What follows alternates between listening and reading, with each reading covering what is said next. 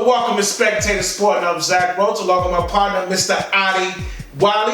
We talking NFL 2021 draft, and we talking about the Chicago Bears. And if we talking Bears, we had to bring my main man, Marcus Coach Floyd, in the building to give us some assistance on this. Make sure you go on YouTube, subscribe to that page. Go ahead, hit that bell, leave a comment. We will respond.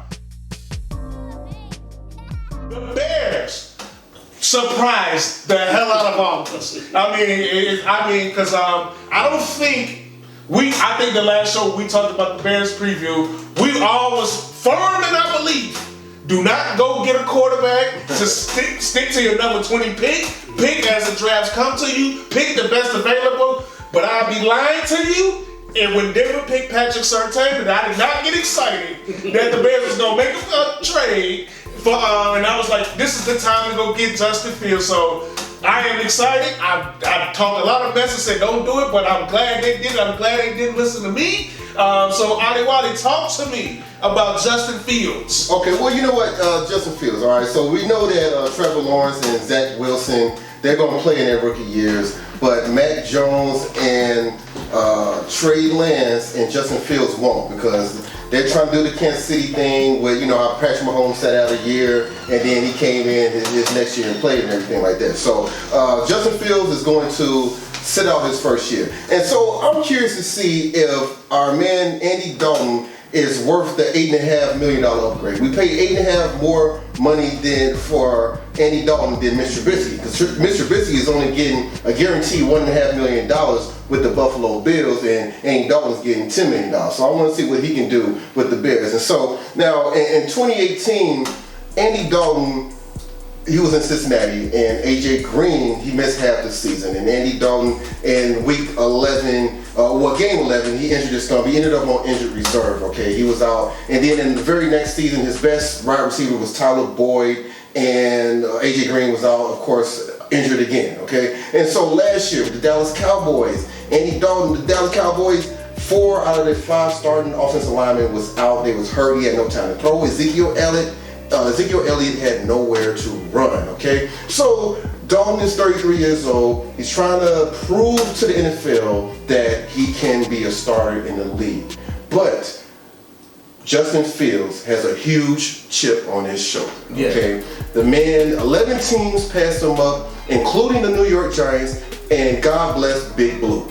God bless them for trading that pick to us so we can get Justin Fields, this guy. And I'm looking at it that if Zach Wilson and Trey Lance or even Sam Darnold in Carolina and Drew Lock in Denver and or Jalen Hurts in Philadelphia, if those guys, some of those guys don't work out, they're going to look crazy as hell for not picking Justin Fields. And so I just can't wait to see him.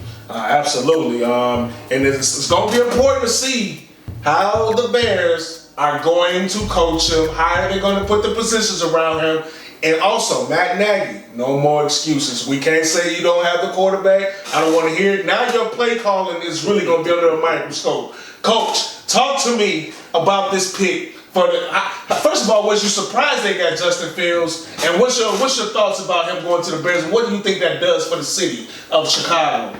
I sat right here last week and said, stand pat, yep. Stay at number 20, don't trade away the farm, please don't go try to get a quarterback or try to overstretch or go try to do something. So when that Denver pick happened, as you said, and then I want to say Philadelphia really targeted Devontae Smith. Yes. And things started happening, and then I seen that Bears trade. My first reaction is Justin Fields is on the board. Yep. Then I thought about it that we have Ryan Pace as our general manager and we are the Chicago Bears. I said, oh, they're going to draft Mac Jones. Yeah. So that's where I was at. When they drafted Justin Fields, not only was I excited because I was one of the ones, and you know, that kind of ripped Justin Fields in the pre-draft process or whatever. I was very excited because, not just because he's an African-American quarterback, because the adversity he went through, I really started liking him because people started trying to rip him down about he's the last one to come to practice, he's the first one to leave or whatever. But then you got some inside reports that said this is not true. This is somebody just trying to rip his draft process down. What this does for the Bears is huge. Ryan Pace has been ripped so much. Does he? Me personally, did I think he needed to be fired? I think he needed to be fired. But his gall, his balls, as that was said earlier, to make this move was huge for the city of Chicago. Yeah. It was huge for the city of Chicago. It's debatable right now. I won't give that. Should he play right away? Should he not play? I don't know. What should he do? But at the same time, there's hope for the Chicago Bears right now. There's hope for the Chicago Bears right now. When we signed Andy Dalton, everybody turned and looked down on that pick or that pickup. And so having Justin Fields running a 4.44 40, showing him that he has played against high caliber competition.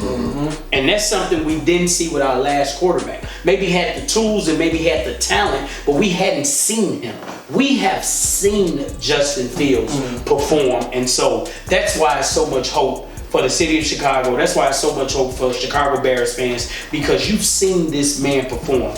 I am comparing this person and maybe better than when Deshaun Watson came out. We seen Deshaun Watson perform at one of the highest levels. And even though he got ripped and they was trying to bring him down on draft boards, and it ended up being a no-brainer. Like I said, far as Nagy, and I've been a fan on this show of Nagy, I've supported Nagy, but Nagy now, he's got his guy. Yep. He's got his guy. He gave early in the year what he thought a quarterback should look like in his system. Justin Fields hits all of those attributes. So if Justin Fields don't perform, Nagy has to go. Yeah. Some people think he should go already. Yeah. But now, and here's another thing. And as I look at, I'm comparing him to Deshaun Watson. I'm looking at Lamar Jackson. Those quarterbacks perform well. The coaches built the system for them. Coaches built the system for them. So Nagy might need to steal a page from those coaches and say, hey, it might not be my system. I have to build a system to make Justin Fields successful. If we say this is our quarterback of the future, he's going to turn our franchise around. And so Nagy, it's time to shine. If you are, and what we've been hearing all week is in 2017, Nagy was the offensive coordinator that was there with Pat Mahomes or whatever. So this is what we got you for. Not many coaches get a second chance. Not many GMs get a second chance. So these two guys have to make this second chance work. Ryan Pace has done his job. Now get out the way and let the coach, and we could see if he could develop quarterbacks, because we did bring him in because he was supposed to be the QB whisperer. He was supposed to be the quarterback in the room, and they have been talking about John Filippo, all the different quarterbacks in the room. So let's see. We're paying all these guys that's supposed to develop quarterbacks. Let's see what we get. You bring up a good point. It's time for Nagy to show. And me and Adi, we kind of talked about this on air. When I listened to their press conference, it's a lot of Kansas City Chiefs references. I wish they would stop trying to compare themselves to the Kansas City Chiefs. They're not the Chiefs. It's different talent. It's a different team. You have to focus on what Justin Fields is good at. Don't worry about what the Kansas City Chiefs at. We're not the Chiefs. We don't have the same formula. We don't have the same players. Let's stop that. We have to really build around Justin Fields and his talent. Andy Dalton is not Alex Smith. No, absolutely. Alex Smith was coming off a playoff year. Yes. So right away, he was going to be the incumbent, the starting quarterback or whatever. Andy Dalton is a new quarterback to the Chicago Bears. Alex Smith was which they probably wasn't going to win a Super Bowl, but he was good enough to take them to the playoffs. Yeah. So that's why it's not even a comparable situation. So let it go. Now you've been with the Bears 3 years now. The Chiefs' days are over. They're over with. You're not with them no more. So coach as you need to coach. Let's talk about the second round pick. Let's talk about Teven Jenkins. Once again, the Bears made a trade in the first round. They moved up in the second round. The Bears traded the number 52 second round pick, a third round pick, and a sixth round pick to the Panthers for a fifth round pick and in the 39th pick, which was the second round pick for offensive tackle Teven Jenkins. Coach, talk to me about Teven Jenkins. What does that do for the Bears? Once again, we sat here last week and we said we were comfortable with the Bears taking Teven Jenkins at number 20. Yeah. We were comfortable with that. And that's what I would have left as a Chicago Bears solid fan or whatever. I would have been okay with them taking him at 20. But he fell to the second round. Well, we know what happened in the first round. They got Justin Fields. But we were still able to get our first round guy in the second round. So now it justifies what I think this was number 10. The 10th time Ryan Pace had moved up for a player in his 6 years or whatever. It's been 10 times, 2 in this draft. So it was 8 before the draft. And so, but these last 2, some type of way, we're forgiven. These last 2, we're forgiven. So Jenkins was a plug and play guy at right tackle. As we got some news today, Charles Leno was cut. Yeah. And I am mixed about this because in Oklahoma State he did play left tackle 7 games. I think he played 26 games at right tackle. I worry that he dropped. He dropped for a reason because I don't think he's a left tackle. I think a lot of NFL GMs he wasn't high on their board because he wasn't a left tackle. Now, right tackle, he could come in, he could be our right tackle for the next 10 years. So the move today is probably needed, but I hope we're not going to stretch and make him that left tackle that he might not be. And this is the point where Ryan Pace is his aggressiveness sometimes get in the way because he always has to show, as I said on this show so many times, that I'm the smartest guy in the room. I'm smarter than everybody else. So I would have preferred, even though we needed to find some cap space, June 1st we get $9 million for cutting Leno, but I would have preferred him stay there at the right tackle. He could play as a rookie, whereas at left tackle, like I said, I don't know. That was Sewell, that was Slater, that was Christian Darrisaw. Yeah, Darrisaw. They were Darrisaw. Yeah. Those guys, they were gone. They were legit left tackles, and that's why they were gone.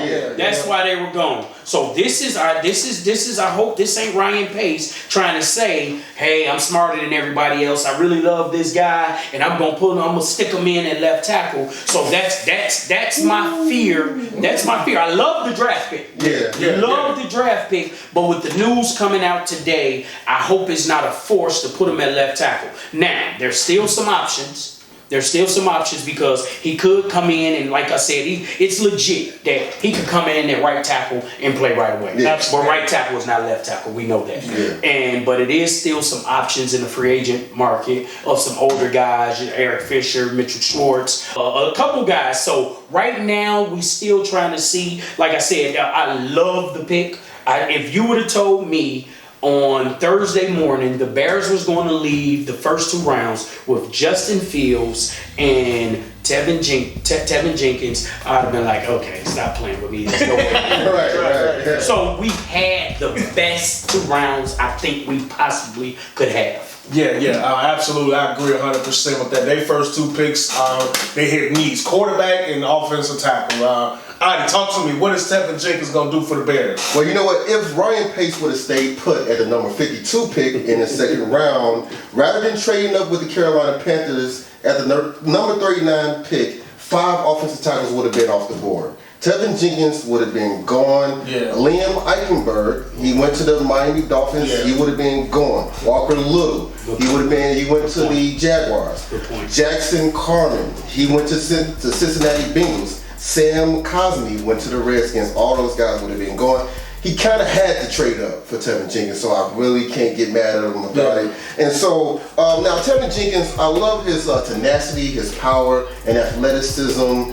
But while pass blocking, he can get over aggressive at times. He's a temperamental guy. He's an angry guy, okay? But he can get over aggressive and fall for counter moves. And that's where the offensive line coach, Ron Castillo, comes in, okay? He needs to help him develop and improve his technique in pass blocking, and that's why I'm a little bit nervous about him playing left tackle. Now, we lost Charles Leno Jr. He was the Bears left tackle for the previous 6 seasons, all right, since 2015. Yeah, so he's pretty good. He was there for 6 years with the Bears, and I don't like, I just get nervous about this whole change of position thing. You know what I'm saying? Like, oh, he played right tackle in college, we're going to make him a left tackle. Like, he was really good at right tackle. I will, keep him at right tackle. Now, there was some rumblings about Alex Bars, that he can play left tackle. I read that, I don't know. He played guard for the Bears last year when James Daniels got hurt, okay? Yeah. I love the interior line. Sam Mustipher took over the center position. Yeah. Corey Whitehair is our best offensive lineman. James Daniels, he was our 2018 second round pick. He'll be back. He missed about 12 games last year. Yeah. Interior line is good. I would hope now another thing they could do, the Bears can save around $7 million if they cut Jimmy Graham. Okay. Now we got Cole Kmet, and Jimmy Graham and Cole Kmet is a nice little duo right there, but if they cut Jimmy Graham, they can save some money and sign some of these guys that Marcus was talking about, like Reno Weber and these other left tackles that may be out there. I really don't want to see Teven Jenkins playing left tackle in his rookie year. Not his rookie Game one, learning a whole new position in a whole new league. You do something familiar, you have some success at right tackle. That's the only thing that made me nervous if they're going to try to make him play left tackle. Teven Jenkins, and y'all brought it up. And he was a standout offensive tackle at right tackle. You might as well just keep him at right tackle and get somebody else to play left tackle. Because the Bears had a lot of issues at right tackle last year. Bobby Massey was not good last year. So Jermaine Fetty. Yeah. They picked up Elijah Wilkinson from the Broncos. Yeah. So we'll see what's going on. We'll see. We will see what happens. But overall, I love the first 2 picks for the Bears. First and second round. They traded up to get both picks, but I think unlike the past years, maybe like when they traded up for Mitch, or when they traded up, I think this was necessary. This was more necessary. This seems like these two this year made sense. Like, so it made a whole lot. So I do want to talk about this because this is you got to think about job security, and we talked about this. This move makes me think, and I've been saying this, that Ryan Pace and Matt Nagy is not on the clock. I know some people have said, oh, this is their year, and I don't think so. If you are allowed to trade your next year's first round draft pick, I don't think you're on the clock. I think that's a story that the media made up. I don't think you're on the clock. I never believed that. I don't think you. If they don't win this year, they go. I don't think so. The moves they have made don't show it. No, they don't show it, and so that's something to talk about. And another thing is these 2 picks. We could go into opening day. I'm not saying this. We could go into opening day with a rookie quarterback and a rookie left tackle. It could happen. Hey, but that's life. That's the NFL. I mean, you first round quarterback. Yeah, I mean that's just what it be sometime. We talked about the first 2 picks. It's fair to say we was all excited about the first 2 picks. No doubt. It's been more exciting, but the Bears, they made some good picks in the later rounds. So Adi, let's talk about their fifth round pick. Offensive tackle, they went once again with another tackle. Yeah. Larry Borom from Missouri. Yes. Let's talk to me about Larry. Yeah, Larry. The man, Larry. Right. Young Borom. The man played every position in college on the offensive line except the center position, all right? But in the last 16 games, he started at right tackle in the last 2 years, all right? He's 6'4", 322 pounds. Bull rushes are ineffective against him, and he'll open up some running lanes. He has some good size and strength. But he does lack athleticism, right? He will open up some run lanes, but since his athleticism is below average, he may slide in at guard. Now, in this past offseason, he was training with Justin Fields in California. So they got a little, he liked him. He can't wait to come to Chicago and block for the young guy, our new young gunner, our franchise quarterback. And he wants to be another hidden gem in the 5th round for Ryan Pace. So we'll see what's up with Larry Borom. Ryan Pace has had some success. Marcus has told us every time he has had some success in the later rounds. So you got to give him credit for that. Coach, the Bears in the 6th round picked a running back, Khalil Herbert. Talk about Khalil Herbert for us. So they went with another Khalil because the first Khalil do pretty well for him. Yeah. So Khalil Herbert is from Kansas, was there, redshirted, played Kansas for 4 years, and had an average career at Kansas, but wanted to improve his draft stock, and as a grad transfer, went to, I'm lost what, Virginia Tech? Virginia Tech, sorry about that. Right. Went to Virginia Tech. At Virginia Tech, he showed a whole bunch of different tools that he did not show at Kansas. Kick return, punt return, catching the ball out the backfield. He had more passing yards his 1 year at Virginia Tech than he did his 3 years playing at Kansas. Okay. So he was showing that he tried to show that he was a complete back. I wasn't a huge fan of the pick, even though I see he is a complete back, and just because they did add depth. They got David Montgomery, they got Damian Williams, they got Tariq Cohen coming back. So I think if this guy makes the team, he's going to make the team on the special teams. He could at best be the Cordero Patterson replacement, or he could be somebody down the line because Damian Williams is on a 1 year contract, so he could be a future investment. But like I said, this guy, interesting story, born with 12 fingers, born with 11 toes or whatever. Holy crap. So he has fought through some adversity. The scouting report reads his strength is patience and vision. And so that's what I was able to find out about him. Something about the Bears loving these short running backs. Because he's 5'8", 5'9". Like I said, he had a lot of yards, different type of ways in pass catching and running, all-purpose yards. He was one of the top in college football last year because he had the ball different type of ways. Virginia Tech really spread him out and was able to get him the ball a lot of different ways. All right, Khalil Herbert. Let's see. I mean, the Bears picked up some running backs. I mean, I think we all expressed that the Bears needed running back depth last year, and they tried to fulfill that. And you got Cohen coming back, so just in case something happens to Montgomery, they have somewhere to turn, because when Montgomery went down last year, it was just nothing there. Slim pick. It was nothing there. Let me talk about which could be one of the better picks that Ryan Pace, I think, made in this draft, was the wide receiver, Dazz Newsome from North Carolina. I think with Anthony Miller status up in the air, we don't know if he's going to get traded, or if he does come back, that's a guy that's going to, I think this is going to be a guy who's going to push Anthony Miller. And also, you brought up Khalil Herbert can help on special teams. So can this guy. This guy, Dazz Newsome, can be your punt returner. He can return kicks for you. They called him the human highlight reel at North Carolina. In 2019, the year before the pandemic, he put up 1,018 yards, 10 touchdowns. So the guy can play. The guy has speed. The guy can make plays. So he slipped to the 6th round. I know last year was a down year. I think numbers, you can't look at stats last year because teams didn't play 12, 13 games as they normally did, but he still ended up with 684 yards and 6 touchdowns. But I think this guy is a talent. He has speed, and I think he can help the Bears out. Even if it's not at wide receiver, he can jump right into special teams as a kick returner, punt returner. I think right away he'll be able to help the Bears out. Nice. Looking at his size, looking at his speed, did Nagy make that pick or Ryan Pace make that pick? Yeah,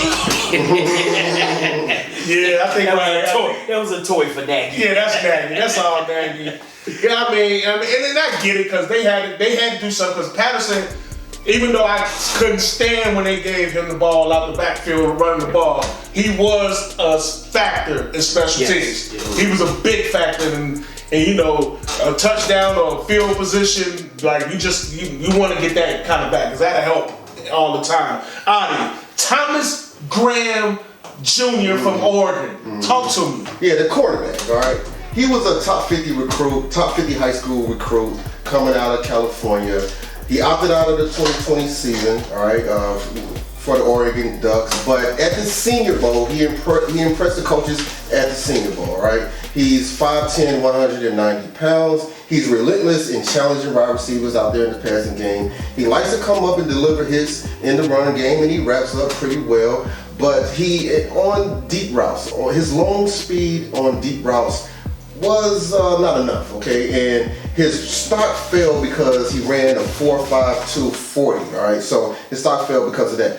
But the man, he entered the 2020 season as the FBS active leader in career pass breakups, right? He had 32 pass breakups. And not to mention he had 8 interceptions. Now, Thomas Graham Jr. is a very intense, hyped up kind of guy, very emotional out there, you know, getting pumped up. But the speed and his height, he's 5'10", he's not very tall, and the speed is what got him dropping to the 6th round to the Bears.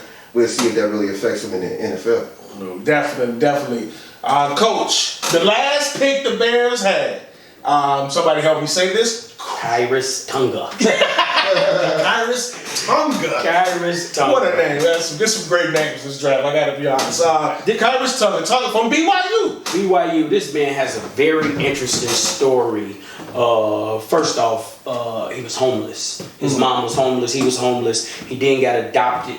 He did not play his senior year of high school football because he was on house arrest. Oh, wow. And so he had a scholarship to go to Utah. And out of nowhere, he wanted to go on, he found God and wanted to go on a mission, and that's how he ended up at BYU. Wow. So he's had a wonderful story. He's a great guy, very high character guy.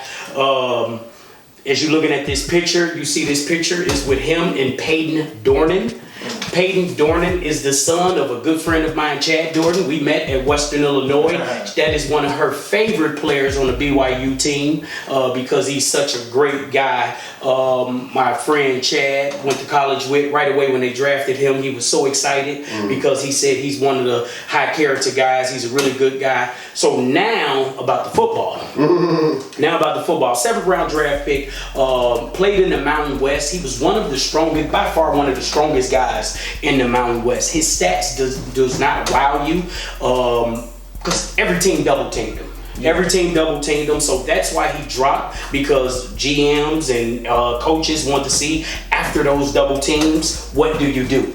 And that's why his stock dropped, because he did not make the plays after he was receiving these double teams. So, but the good thing about him coming with the Bears, he has time to develop, to pick up some moves. He's probably not going to play right away with the depth that the Bears have on their D-line with Hicks, Goldman coming back. They re-signed Mario Edwards, Bilal Nichols. So this is a guy, which when you drafted in the 7th round, you're looking for somebody that you could develop, somebody that you don't expect a 7th rounder to play right away. So I'm really hoping after being under Hicks and Goldman and these guys that he develop into something. He has the strength right now. Now he just have to be able to make the moves to get past that second line, that second block or the double team or whatever. So really hoping that he could stick with the team and contribute in years to come. But really happy for this young man fighting off the story. His story is amazing. No doubt. That is a great story. Let's know about it. So, Adi, real quick, sum up. Overall thoughts about the Bears draft. Well, yeah, you know what? I give the Bears a B grade in this draft because, you know, they did give up 2 first-round picks, a 2nd round pick, a 3rd round pick, a 4th round pick, a 5th round pick, and a 6th round pick to get Justin Fields and Teven Jenkins. And you know, Justin Fields is entering a situation where I think Justin Fields being great for the Bears is like the Cubs winning the championship.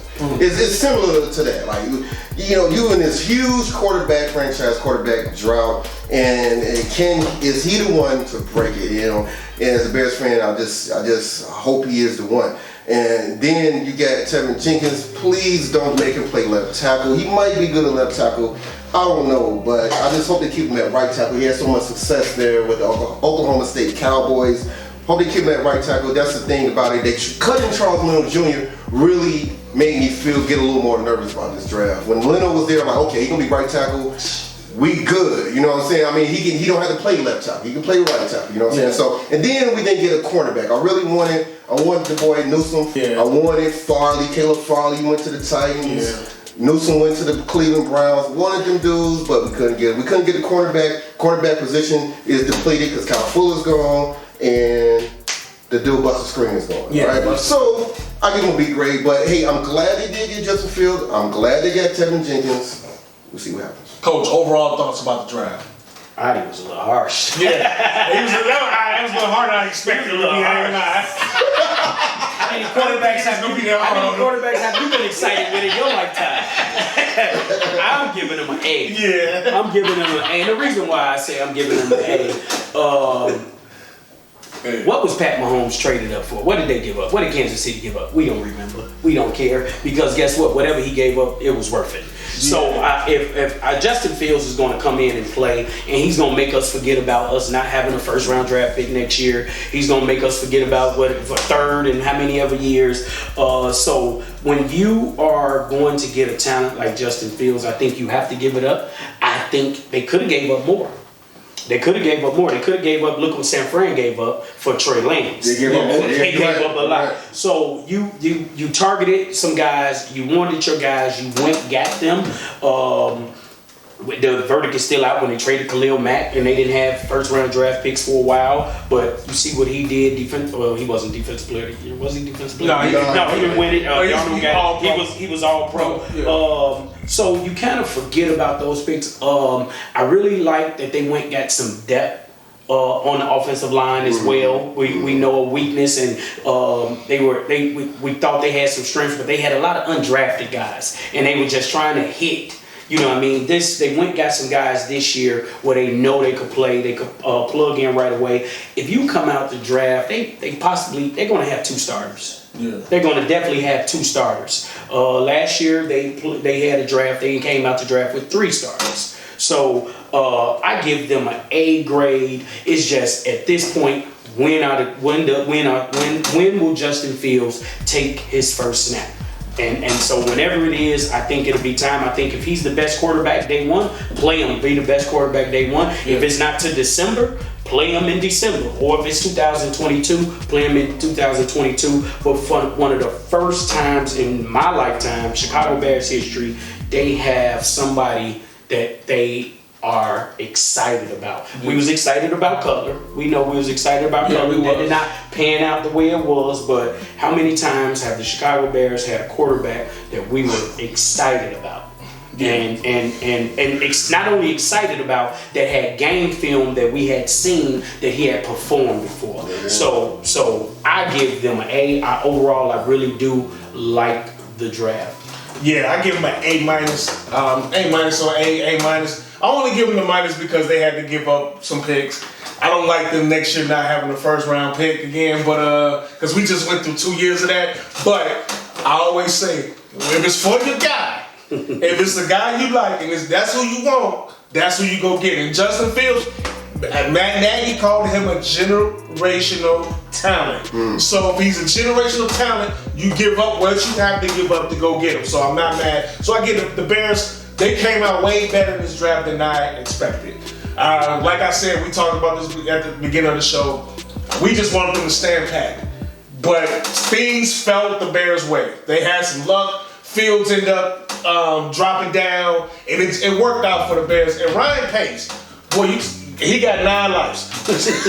Because for him to be able to survive, because usually in any other position or any other team, if you mess up the quarterback position the way he has, there's no way in hell that you have a job and you are allowed to draft again. But the Bears have allowed him to do it, and now he kind of made up for it, but he hasn't played. Now the hard part. How is he going to be coached? When are they going to play him? All that has to come. Now you have to build around him. You got to make sure you get the weapons around him. Got to find a left tackle. Got to find a left tackle. Got to make sure got a running game. So we will see. But it's just as far as the draft and the picks, great. A-. I give him an A-. And remember to trade a next year's first pick. Yeah. That has to come from higher. Yeah. That has to come from higher. So I'm starting to get. I don't think he's on the hot seat. I'm starting to get with you right there. Once again, I want to thank Coach Marcus Floyd for coming over here talking about the Bears draft. I'm Zach Roach along with my partner, Mr. Adi Wiley. Next time, in between time, we out. Peace.